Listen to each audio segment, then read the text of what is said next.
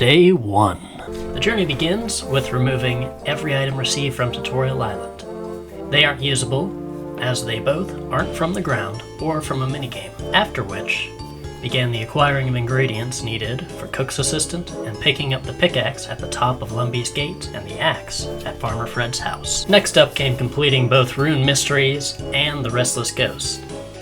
Lastly came a quest I didn't consider but became invaluable later, this being Monk's Friend. Unfortunately, I forgot to pick up the water jug in Lumbridge, so a quick teleport later, I decided to pivot and complete the Enter the Abyss mini-quest. Whilst waiting on the teleport cooldown, I completed X marks the spot, granting fishing XP and a beginner clue scroll. 4 essence mines and avoiding 2 muggers later, quest complete, and I was heading back to assist my new friend in need. After acquiring the sack, I completed Children of the Sun. This quest would become more invaluable than I could have ever imagined. On Varlamore, I headed out to acquire the balls of wool, as well as the ashes needed for Prince Ali rescue. Luckily, I had the Chicken Man there to save me, clearing the path of the lone white jaguar and the many, many wolves. After a quick trip to Varrock later, retrieving the red berries and the pink skirt, I realized I had to head back to Varlamore once more if I had any hopes of completing Daddy's home later. Thus, another dangerous trip past the beasts. I was ready to pick up the 10 planks needed for the quest along with the bronze bar. To my dismay, I learned that Daddy's home requires 6 bolts of cloth. These can only be purchased from the construction supply NPCs for 650 gold, so this quest is not an option for the time being. On the way back, I picked up 3 beers and 2 onions before tallying to Lumbie. During Prince Ali rescue, I encountered my first random event, Molly. After completing it, I was granted 3 emeralds, which are relatively useless at the current moment. Once the dyes were made and a dangerous bonk on the head was received, I'd completed Prince Ali rescue, unlocking a sorceress's garden, and logging out for the day. Day 2. Upon logging in, I headed out for Client of Corinth, first stopping in Varlamore to pick up a feather. I then chartered a boat to Zaya for 1,000 coins. Little did I know this would be an incredible financial and XP blunder. 4 shopkeepers talked to later, the quest was completed, and I was nearly ready to board the boat containing my first minigame. I then teleported to Castle Wars and spoke with a few dwarves having a fishing problem.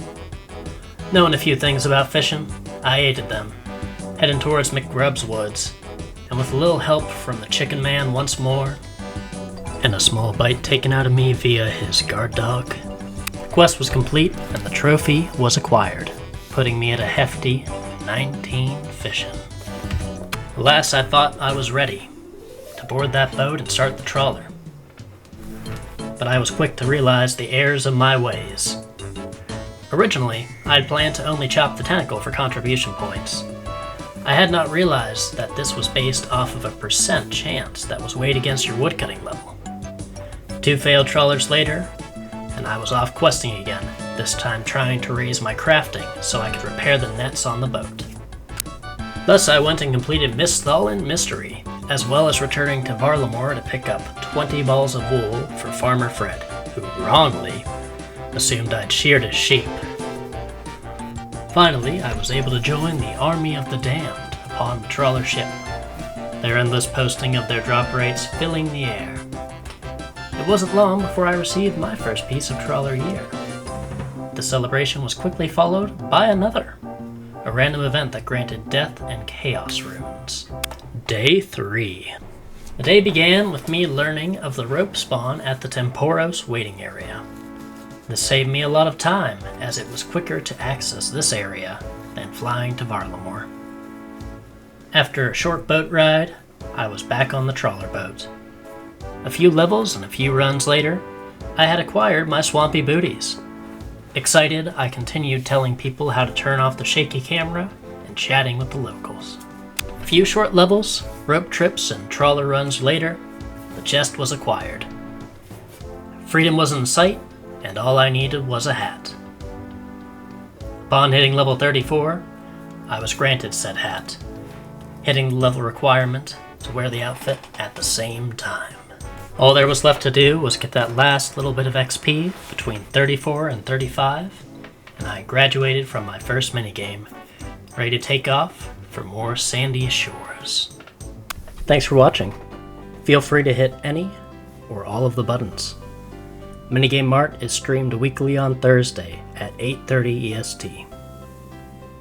Join the Discord for future updates and scheduling. Hope to see you there, and otherwise, catch you next episode.